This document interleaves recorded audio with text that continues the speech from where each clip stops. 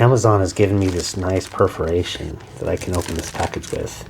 Ah, screw it.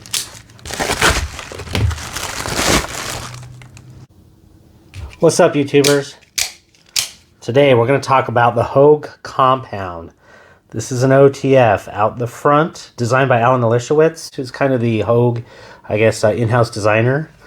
Yes, this knife gets lots of use. It came originally blackwashed. This is not like a Cerakote or a DLC or anything. That stuff came on as I went through aluminum cans and so forth and the like. This knife has a 3.4-inch blade made of S30V steel, which is just fine. It actually behaved very well. I did have to touch it up after using and cutting through some of those cans. But again, in typical Hogue fashion, great sharpening. It weighs 3.5 ounces and it prices at about $305 US. Keep an eye out for those Hogue sales. They seem to have them about twice a year. I got this for significantly less. It was closer to like $265. Don't know if they'll still have those, you know, as the inflation price goes up, or the inflation rate goes up for knives and everything pretty much on the planet. In terms of some comparison knives, I think the Guardian Tactical Recon 035 is definitely in that range. That one goes for $279. And then, of course, the kind of standard, if you will, is the Microtech. And this is the Ultratech with the Zombie Tech edition. Yeah, the blood spatter pattern I thought would be cool, but not so cool when you actually need to pull it out and use it in front of people. So those would definitely be some options in there. I'll be doing future reviews on those particular knives. Haven't really used the Microtech much. Used the Guardian Recon just a little bit recently.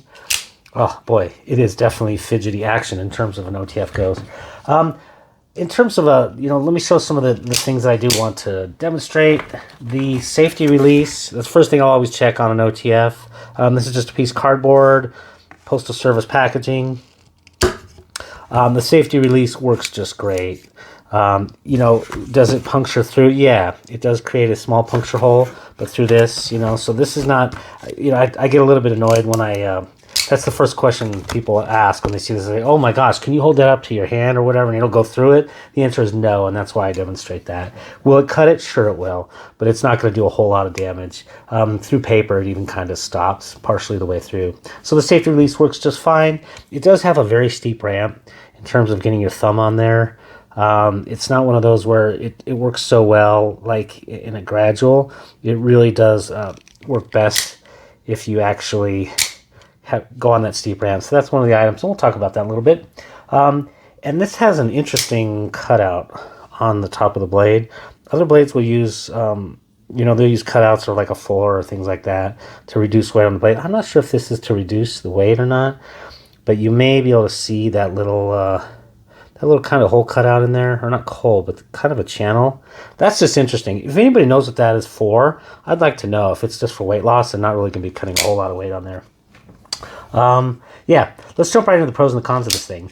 This knife has G10 in terms of one of the great things, overlaid on top of aluminum, so it's really good for cold weather, and it gives a better feel in the hand. Kind of gives it a little bit more girth. Let me go ahead and pull out the gloves. Hadn't quite been ready for this, but let's slap on the glove. And I didn't really use this one with a glove, but OTFs definitely lend themselves extremely well to in a glove, as does this one. That's a very great thing. Also with the G10, it provides this forward guard as well as kind of the rear guard. I don't know if that's called a guard, but it kind of helps place the hand and allows them to kind of contour that so that you do have a little bit of protection. That's one of definitely really great things. Plus, it allows them to kind of put this pattern on. In G10, I imagine it's a lot cheaper to mill out than it is on aluminum. So yeah, I kind of like the honeycomb pattern. Plus, there's a little bit of texture on there. That's a really great thing. So the G10 overlaid on top of the aluminum, fantastic. Actually, I'd give that a super great thing. The blade stock is very thin. This is 3.1 millimeters or 0.12 in America, and it slices and cuts really well. It goes through boxes. I actually took this up to the mountains and was able to basically cut on wood really well. Yeah, combine that with the great sharpening of Hogue. Like I said, I did utilize it quite a lot, cut through some aluminum cans.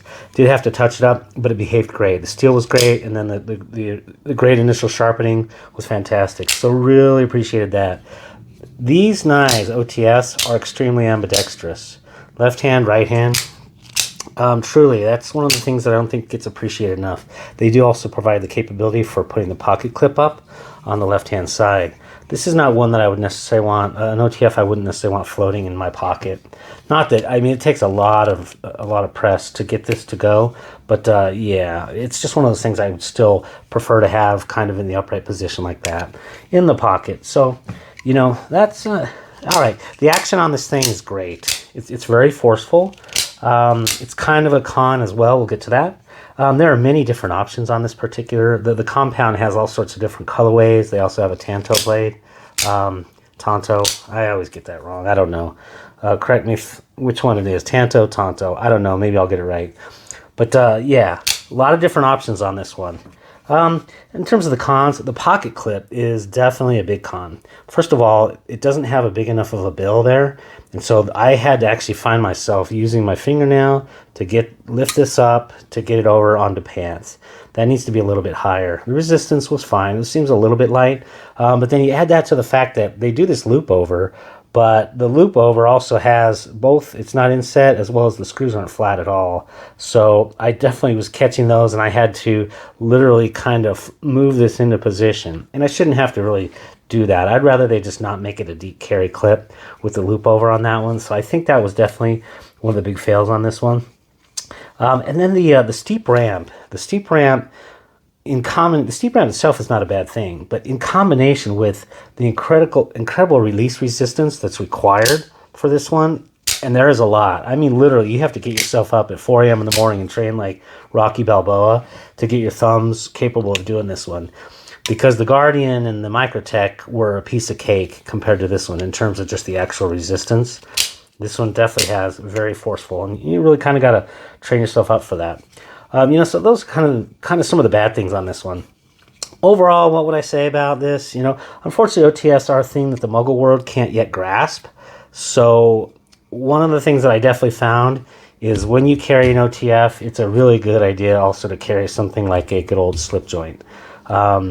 Because even amongst people who are comfortable with me carrying knives and flipping them, you know, frame locks and the like, when I would pull this out and flip this, or flick it, or not flick it, but release it, it definitely raised some eyebrows, and everybody would look over like, oh my God, is that a switchblade? So that's not a fault with the knife. You know, again, overall, it's just OTFs are something that the Muggle world isn't ready to receive yet, for the most part. And so you kind of have to use this with discretion when you actually get it out to use it. Around the house and in the garage, no problems for me on this one. This is a great cold weather automatic. A lot of automatics, including Protex, you know, the other ones, the aforementioned that I showed, those really, I don't like them in the winter months when it's really cold because of the aluminum is just so much better of a conductor. But the G10 overlays on this one make this in a great winter cold weather one. And overall, if you know, check the laws in your area. But if you do have the ability to carry an OTF and you don't mind the freak out factor that some people might give, this is a really good option out there. So hope you did enjoy this. If you did, like and subscribe, and have a great day for yourselves. Take care now.